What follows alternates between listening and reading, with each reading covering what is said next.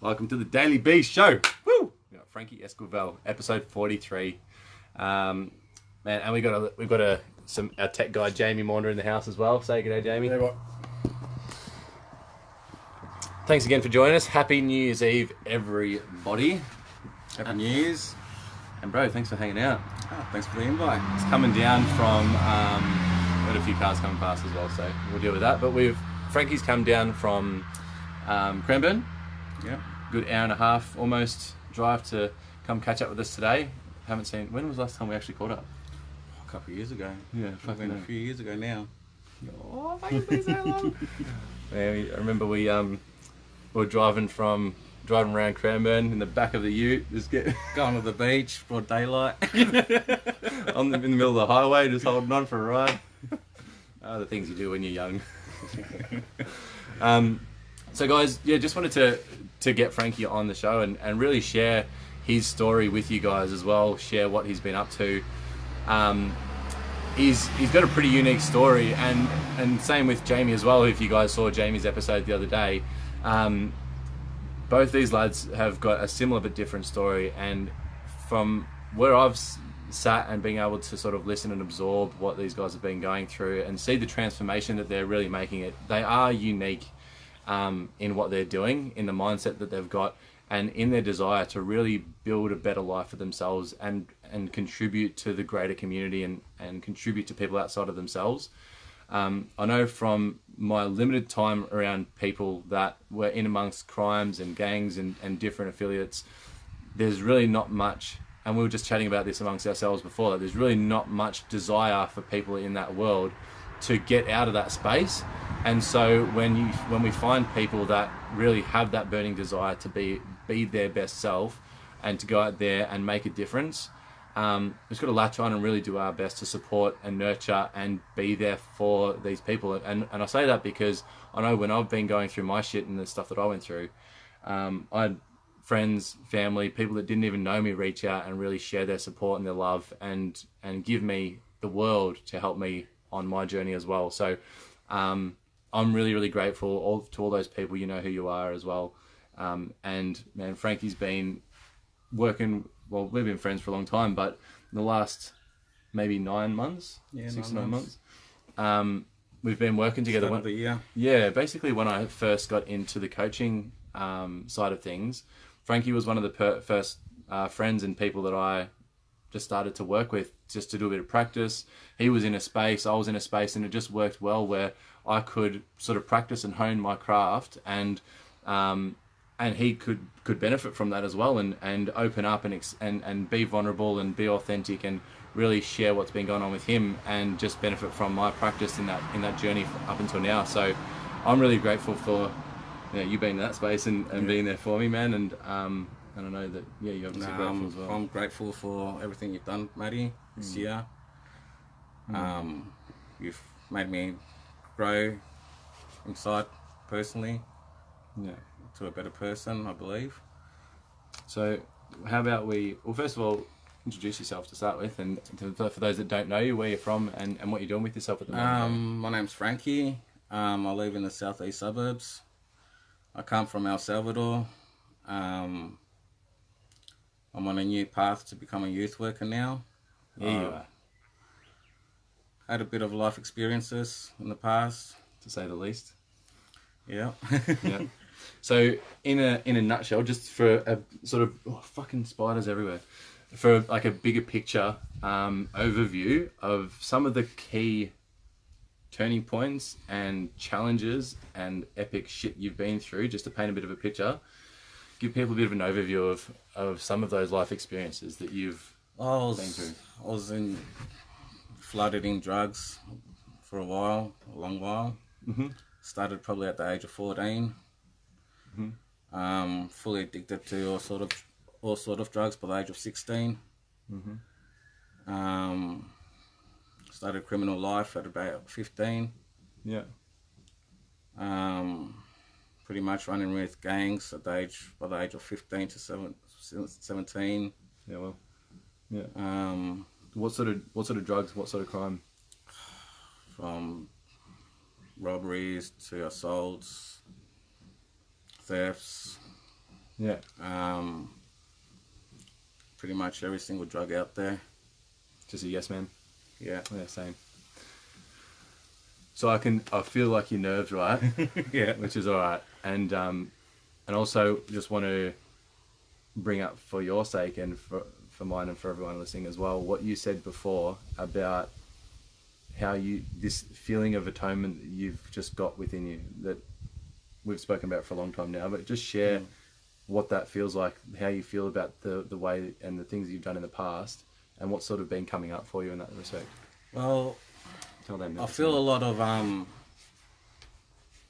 like baggage that follows me a lot of the time. I don't know what to say. I feel like a lot of the things that I did in the past has made me become who I am. Yeah. Even though a lot of the things I'm not proud of what I did, what I was doing at the time, where I was. Now that I look at it, feels like it's helped me become who I am, and now I know that with these life experiences, I can help other people in similar situations.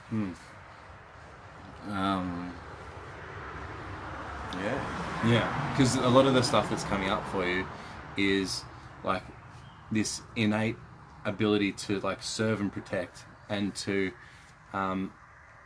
help almost the weak or the vulnerable in a lot of circumstances. And even with respect to your work, where when we first started chatting, you were really hating on your job, it was fucking pissing you off, it was getting you down, you didn't enjoy going there. But then when we sort of tapped into and you were able to discover really what you were passionate about, what you're wanting to do and give back, you transformed that definition of work into like almost like a training. Sorry, just getting some calls coming in from epic people. So much love. So there. That's just funny.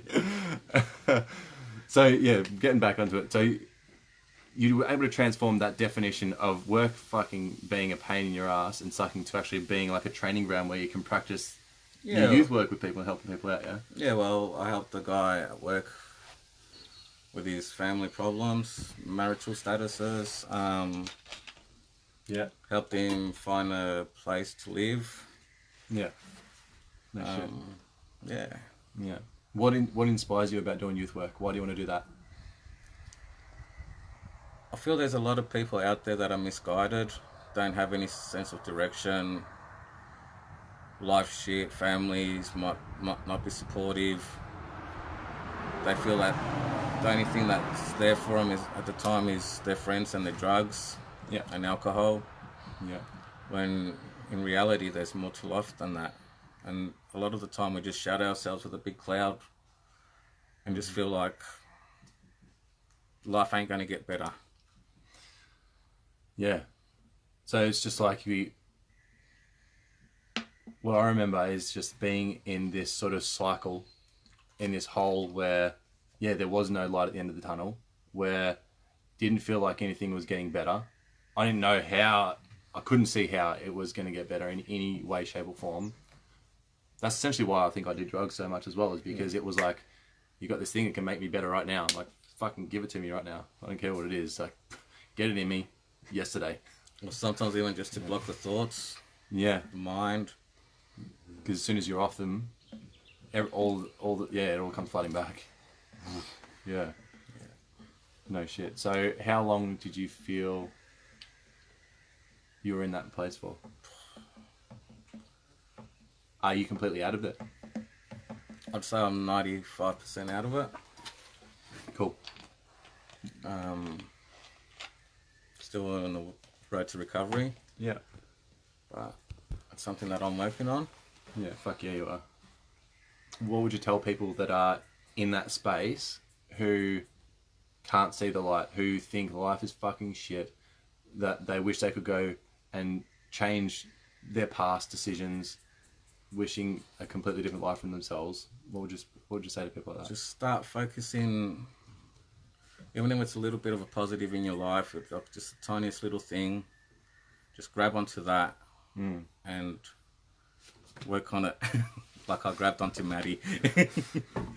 I used to go on bus rides, like Yeah. literally just jump on the public transport and just go for a ride anywhere and look at the trees on the side of the road. That was the out of anything, that was the only thing that wasn't fucking shit in my life. I'm like, trees are unique. There's never been that tree in the past, and there's never going to be another tree like it. And when we get deeper into work, like when we talk about mirror work a bit, how everything is a mirror of ourselves, and that's what it was. Like these trees were mirroring back how unique I was, and how unique we all are. It was, I mean, clenching at straws. Like you're looking at a fucking tree to find some happiness in your life. You're in a pretty dark place. Yeah, you've done that, Jamie. Yeah, fuck man. So okay, so for you, Frankie, what were some of the things that you were really able to use as those small things that you could hold on to in those times of darkness? One of the things that I used was my nieces. Was I wanted to make a good example for them. Like I didn't want them to grow up knowing that their uncle is a drug addict, in and out of prisons. Like I wanted to change. Like I knew if I kept going the way I was going, I was going to end up in prison. I was going to probably OD. Yeah. Because I couldn't control myself with drugs. Like the more that was there, the more I'd take. Yeah.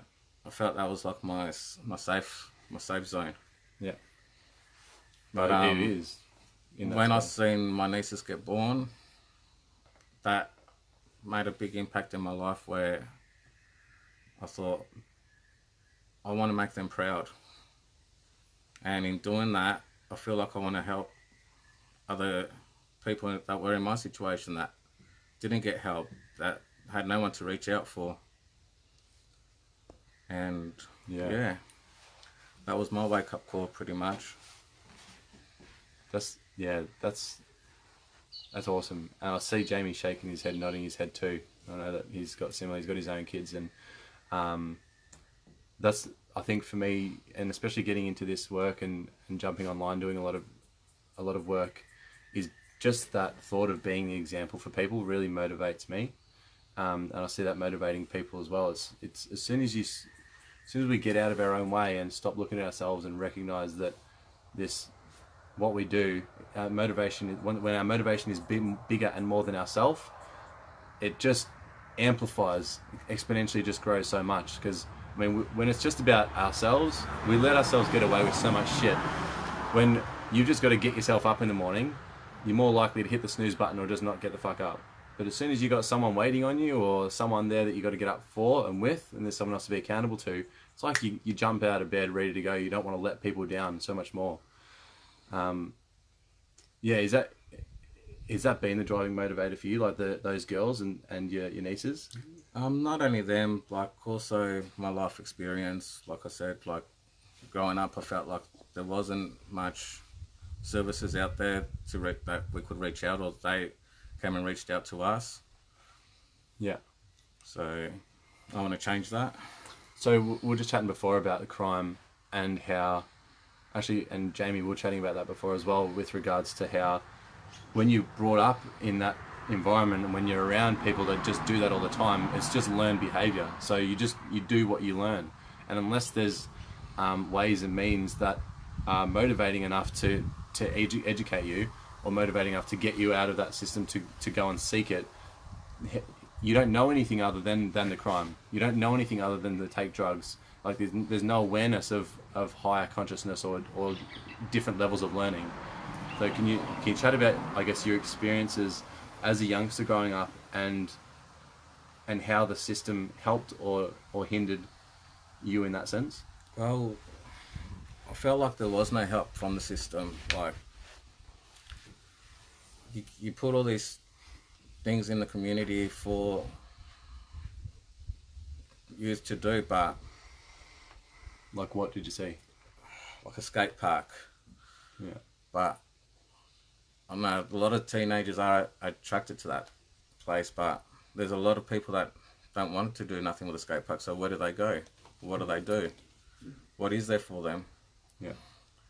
I felt like a lot of the times when we were drinking and taking drugs in the streets and doing crime, not one person ever approached us and asked us if we needed help, if we wanted to chat, if there was something wrong at home, why we're escaping the home every day. Like, why are we living in the streets? Why are we sleeping in the streets when there's a house that we can go to? Like, no one came up to us and spoke to us, like, offered help, offered assistance, offered guidance.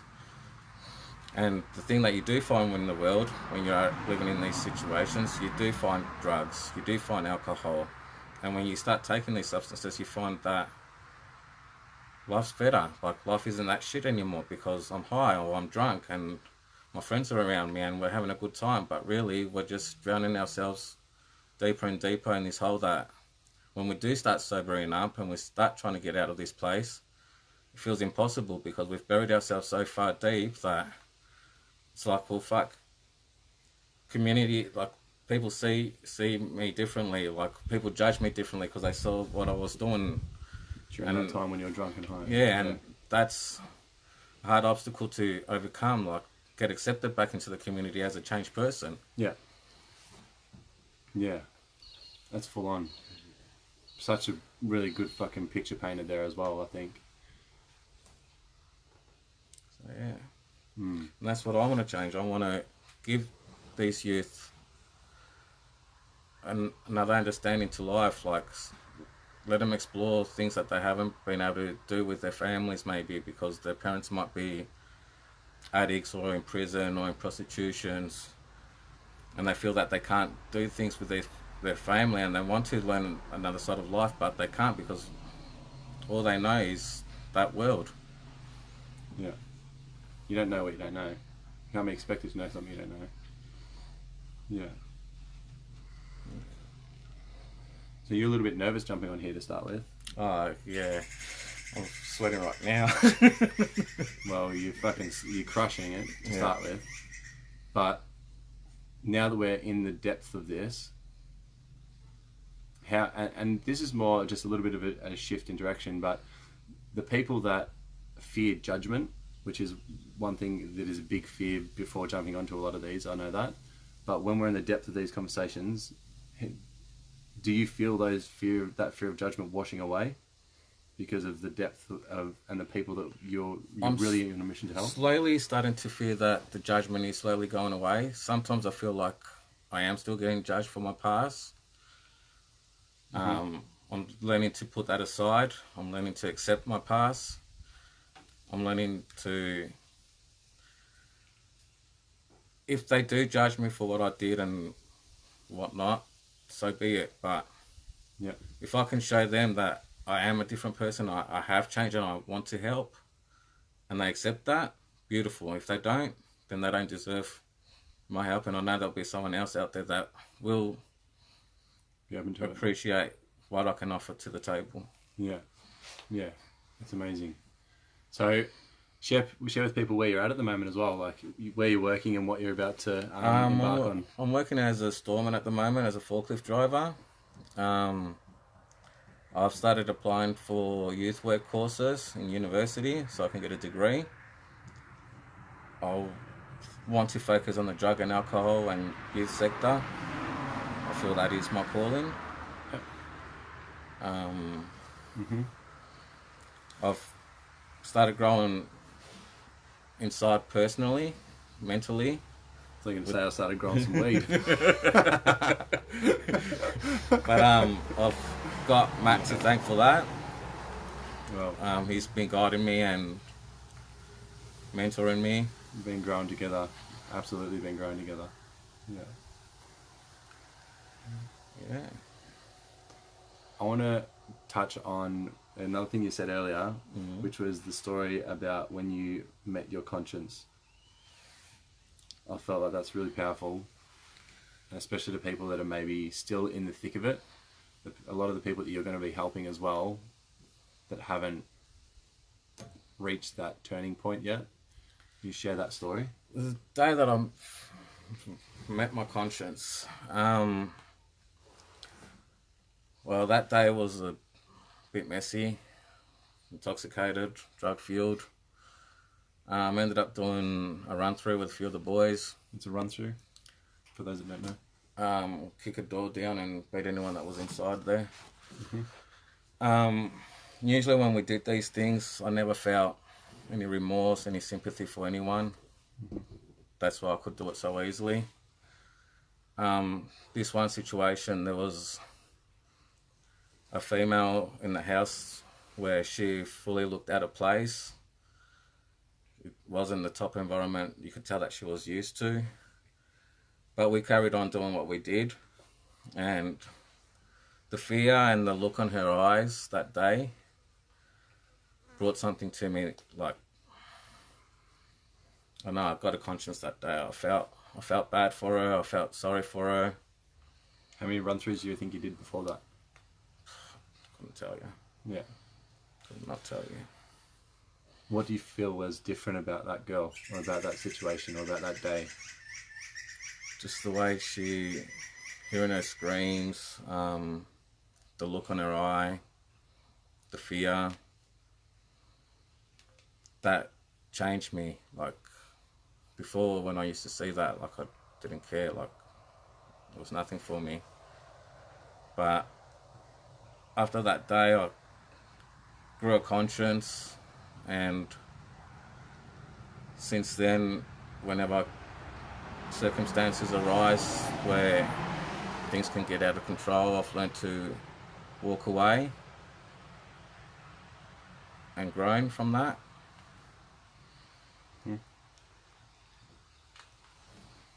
Yeah. There's driver force for what you're doing now, it feels like. It's pretty epic. Yeah. Mumsy Bear. People who are judging you on your past and are not judging you for your now are likely having their own battle. So true, Mum. Stay true to you and love who you are. I love who you are. I love you too. We are all the people we are today because of our past. Boom. Well said, Mumsy Bear. And yeah, thanks for contributing. Yeah, Frankie's a beast. He's really shy and nervous at the moment. He's usually a loudmouth, mate. But it's awesome to see and to know, obviously, Frankie's past, and like I said, just to see someone who's really got so much drive and desire to actually go out there and turn that pain and turn that those scars into his diamonds in the rough, and be able to take them and actually transmute them into gifts to pass on. And you know, we do all have past. We'd all have plenty of things that we would have done differently had we known what we know now. But if we hadn't done that, we would not know what we know now. So it's all a part of the process. There is no good or bad. There's no justifying or making things right from what we did. It's just, it is what it is. And it's about using what we have from the past to make the best choices and be the best version of that we can today, right now. And again, like, I want to share Frankie's story because there is a light at the end of the tunnel. Like, there's so many people that have been, or still are, in the depths of darkness and despair, yet there's too much evidence for the epic journeys that are ahead of those people and the gifts that they have to share with everyone. And if you're one of those people that are still in that dark, if for those people that are still in that dark place, what's something you'd like to give them or share with them right now? No matter how lonely and dark life gets, Look down the barrel, tell them. yeah. No matter how lonely and dark life gets, and how miserable life can feel sometimes, just try and find something that you can hold on to give you that little bit of hope, and focus on that. And even though it feels like you will never leave that emptiness and that darkness, the more you push through it, the more you have a thrive to succeed. Eventually there will be a little crack in the dark where you will see light, and you just have to rip it open and keep ripping it until you get out there. I'm not saying it's going to be an easy journey. Like shit, I'm still halfway out of my hole, but More than halfway. I'm crawling out. Anything gonna stop you? No. No fucking way. I've had a lot of barriers come in front of me lately, trying to pursue the career that I want to do. But with the help of Maddie and a few others, I keep pushing forward. I keep putting applications in, and I know that one day someone will accept me, and I will be able to study what I want to study, so I can give back to the community. Yeah. You already are. You know that you already are. Yeah. It's already happening. Yeah, I'm already helping people as it is. Yeah. Every time we chat, you tell me about new experiences. 2 today you had just straight up, boom, boom, that you've had just recently. And can you share from that perspective the importance of the people that you hold around you, your network, and the people that you have around you as well, in that sense? The people that you have around with, a lot of comes down to who you socialise with. If you're socialising yourself with a lot of negativity people and people that don't want to see you succeed, you will not succeed. They will offer you drugs and you will take them with them, and that's when they will be happy with you. The second they see you doing better in life, you'll feel that friendship or that bond is not there anymore, and you're going to feel empty again, because you feel like you've been isolated from the friends that you have had that.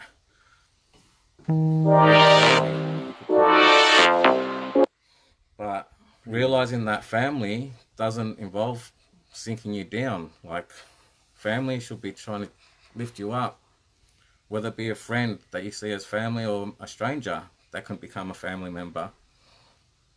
Like, just surround yourself with positive influences, people that want to see you move on forward in life, not drag you back into where you were, into that cycle, into that emptiness, into that darkness.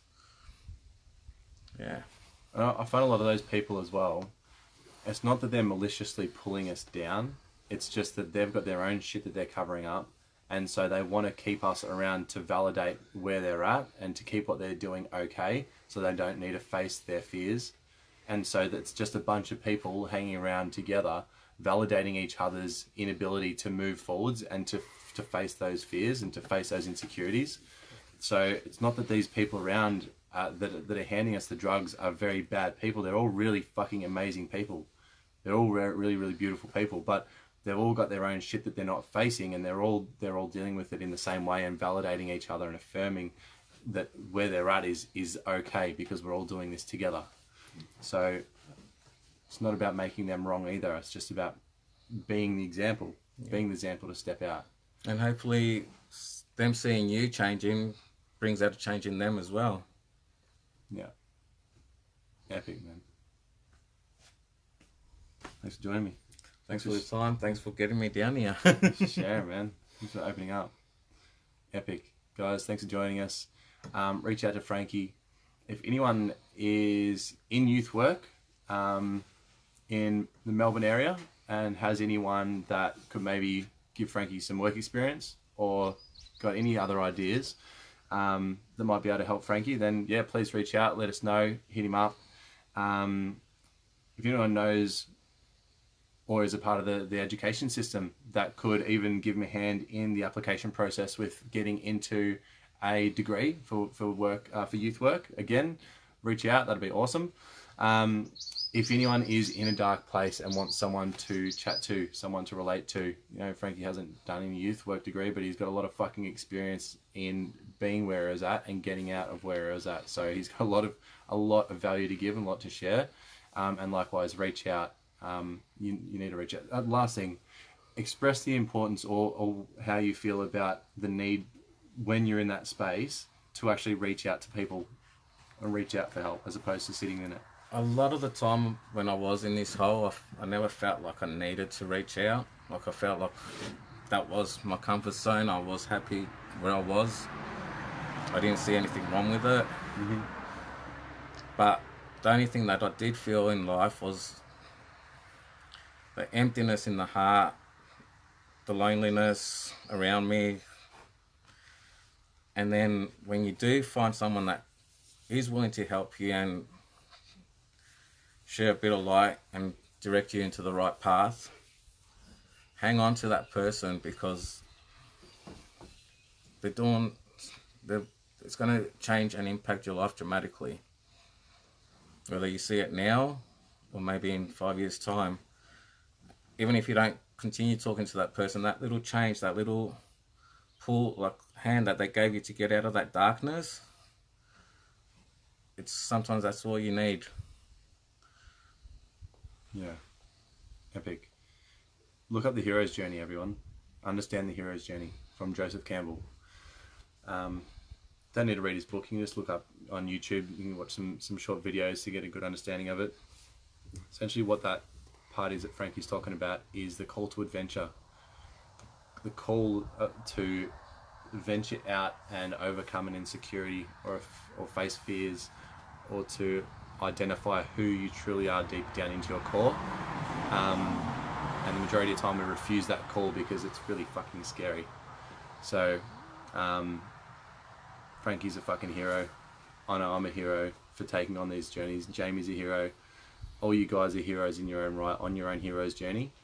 And when we understand the makeup of those journeys, the monsters, the dragons, the princes and the princesses that we're going to meet along the way, it's met with a lot more bliss and ease, because because you expect it and you're ready for it, instead of being just having the rug pulled out from underneath you and thinking life's fucked up and like it's out to get you. You actually start to realize that the universe is actually working in your favor, and it's conspiring in your favor, which is really, really cool. So yeah, I'm looking forward to 2019. Happy New Year's, everybody. Happy New Year and great journey. Yeah, fucking A. And we'll see y'all on the flip side. Thanks for joining us. See you soon. Bye.